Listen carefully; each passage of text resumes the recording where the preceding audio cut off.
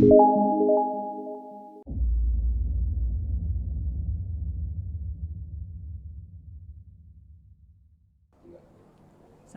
warahmatullahi wabarakatuh. Anak-anakku, kita mulai lagi di materi pembelajaran TJBL1 di materi yang kedua. Setelah kemarin kita membahas mengenai pengenalan dari packet tracer, kita lanjutkan lagi di bahasan yang kedua, yaitu untuk mengkonfigurasi client server di packet tracer ini. Silahkan buka dulu. Untuk paket tracernya kita pakai device-nya, end device-nya. Misalnya di sini Ibu mau menggunakan 5 klien, 2 komputer dan 2 laptop dan 3 komputer. Kemudian kita pakai switch. Di tengah ini kita pakai switch. Kemudian yang utama adalah ini adalah untuk servernya. Kita tempatkan di sini. Konfigurasi dulu untuk namanya, misalnya kita buatnya adalah server TKJ. Fast Ethernet yang kita gunakan sementara baru satu fast Ethernet, yaitu fast Ether 0. Kemudian kita setting di sini fast Ether 0. Nanti mungkin ada pertanyaan, apakah bisa menambahkan fast ether ini? Itu nanti bisa ditambahkan. Jadi kita bisa menambahkan di sini 2 fast ether. Tapi kebetulan secara default itu hanya 1, maka kita klik di fast ether ini, kita berikan IP. Ini IP untuk servernya. Misalnya kita pakai 192.168.1.1. Ini IP untuk server. Subnet masknya kita pakai default, yaitu /24 255 255 2550. Kemudian status portnya kita aktifkan. Oke. Nah, ini kita sudah mengkonfigurasi server TKJ dengan IP 192.168.1.1/24. Langkah berikutnya adalah kita hubungkan menggunakan media transmisi. Karena dari komputer ke komputer kita pakai Stripe. Ini gunakan fast ether 0, gunakan port yang kedua. Port yang pertama mau Ibu gunakan dari server fast ether 1. Kita pakai port pertama. Kemudian dari komputer yang ini kita pakai ke port 3, yang ini ke port 4. Laptop juga kita pasang dari sini. Kemudian ini fast ether 0-nya kita pasang ke port 6. Jadi secara bentuknya, secara fisiknya, topologinya ini menggunakan topologi star ya. Tapi nanti jaringannya kita menggunakan client server. Yang ini kita fungsikan sebagai server, kemudian yang ini kita fungsikan sebagai kliennya. Untuk klien kita boleh memberikan identitas klien. Misalnya yang pertama kita beri nama komputer A.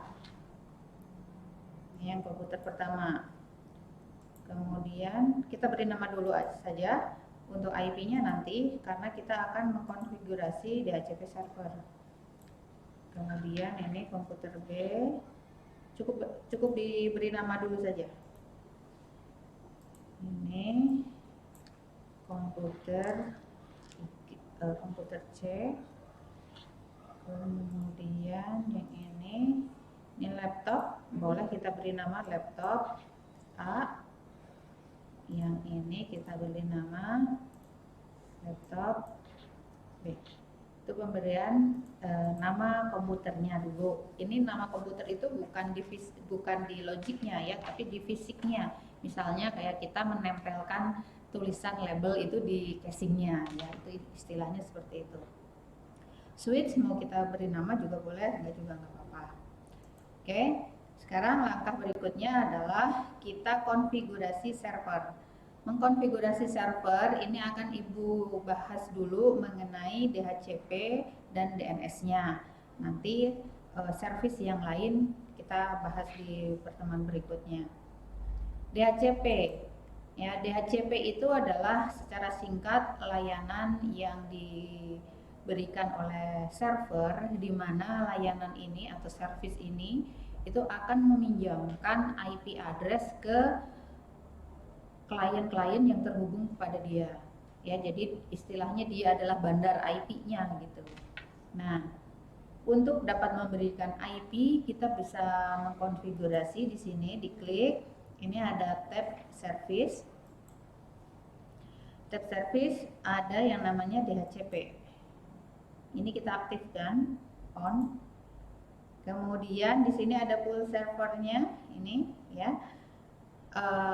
Gateway itu biasanya kita isi IP dari server itu sendiri, yaitu 192.168.1.1, karena IP server tadi kita pakai 192.168.1.1. Yang ini juga kita isi sama 192.168.1.1.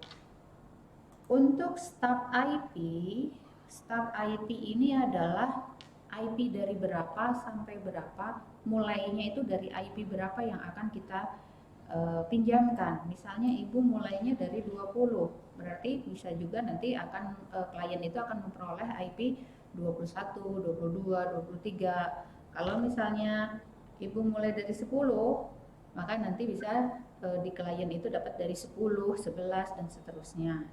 Nah, Ibu pakai 10 saja. Kemudian subnetnya kita sesuaikan dengan servernya, tadi kita pakai /24, maka di sini pakai /24. Kemudian maksimal number of usernya ini nanti berapa IP yang akan kita pinjamkan, ya. Misalnya kalau bisa dibilang itu kita punya 10 bolpen. Nah, berarti hanya 10 bolpen itu yang akan kita pinjamkan. Tiap-tiap bolpen itu akan kita beri identitas dari 10 sampai 19 misalnya. Ini Ibu akan sewakan IP-nya misalnya 25. Ini kemudian kita simpan. Ini akan berubah nilainya sesuai dengan konfigurasi yang kita setting sebelumnya. Nah, untuk menguji kita pakai dulu saja contoh satu klien. Di sini fast ether diklik. Nah, kalau biasanya kemarin itu kita menggunakan static, IP-nya kita config secara manual, maka sekarang pakai yang DHCP. Di sini tinggal cukup klik, kita tunggu. Nah, ini IP ini akan diperoleh otomatis, IP ini akan diberikan secara otomatis oleh klien. Tadi kita mulai dari IP berapa? Dari IP 10 kan? Maka ini karena dia adalah klien pertama yang meminta IP, maka komputer A itu akan memperoleh IP yang dipinjamkan dari server, yaitu untuk IP 192.168.1.10 itu ya. Atau contohkan lain lagi, Ibu yang pakai yang laptop ini, laptop misalnya mau kita config IP-nya, cukup diklik saja DHCP. Dia akan request IP ke server, nah dia diberikan IP 111 ya. Itu seterusnya, misalnya yang B ya, cukup di renew ya. Ini kemudian ini juga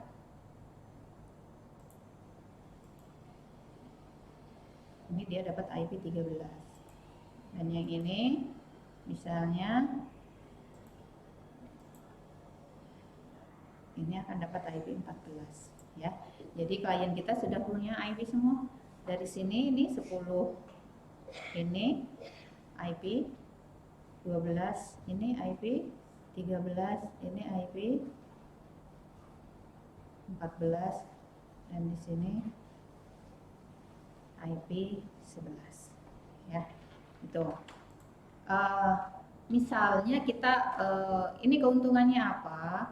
Keuntungannya adalah ketika kita akan melakukan migrasi server atau kita perpindahan server dari IP satu ke IP yang lainnya, maka kita tidak perlu mengkonfigurasi semua klien. Nanti servernya IP-nya itu akan mengikuti IP pada server. Kita contohkan, ini tadi IP-nya adalah 1 ya. Coba kita ping dari sini untuk menguji ping 192.168.1.1.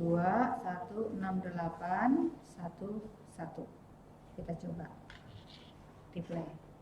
Atau kita balik dari server misalnya ke laptop A. Laptop A tadi dapat IP 14. Berarti dari sini run ping dari server 192.168.1.14. Replay. Ya, itu untuk DHCP server. Nah, kalau misalnya kita mau melakukan migrasi atau perubahan dari IP server, kita cukup mengubah IP address yang ada di server ini, ya. Kemudian gateway-nya kita pakai berapa, sehingga nanti dia akan mengikuti hasil konfigurasi. Kenapa ini statik? Karena ini adalah IP-nya server, ya, bukan di klien tadi. Oke, ada yang ditanyakan? Nanti kalau ditanyakan boleh ditanya di komentar ya. Kemudian yang berikutnya adalah untuk service DNS. Service DNS itu adanya di sini, domain name server, ya, domain name server. Ini kita aktifkan di sini on. Kemudian misalnya kita buat name latihan misalnya. Kemudian kita pakai alamatnya www.tkj.id.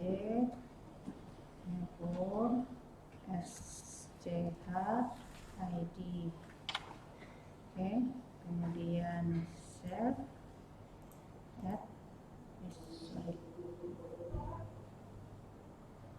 Oke, ini dulu di HTTP-nya. Ini indeksnya ini kita edit dulu. Misalnya ini selamat datang di website TKJ SMKN 1 Purwakarta, ya. Kemudian kita simpan, override saja. Kemudian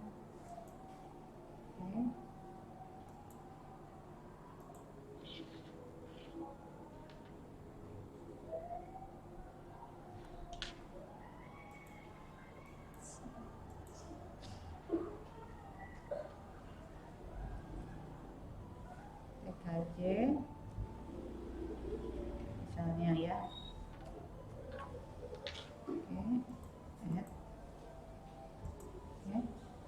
Sekarang ini di server kita sudah istilahnya kita pasang service untuk layanan HTTP-nya dan DNS-nya. Kita misalnya akan panggil, kita coba panggilnya dari server itu sendiri dulu ya. Dari server sendiri kita pakai browser, karena tadi untuk browser kita panggil 192.168.1.1, klik go. Nah, ini adalah indeks yang tadi kita konfigurasi. Ini kita masih memanggilnya dari servernya.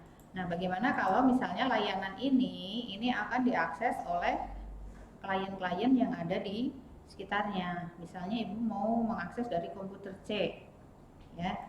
Nanti kita buka dari komputer C itu, kita masuk ke web browsernya. Kita boleh pakai 192.168.1.1 ya. Oke, itu dulu ya. Nanti coba dibuat ulang. Kemudian nanti hasilnya dikirimkan melalui aplikasi yang kemarin sudah kita sepakati. Mungkin dari Ibu cukup sekian. Nanti kalau ada pertanyaan boleh kita bahas di forum, di grup, atau bisa mengirimkan pesan melalui komen yang ada di bawah. Terima kasih. Assalamualaikum warahmatullahi wabarakatuh.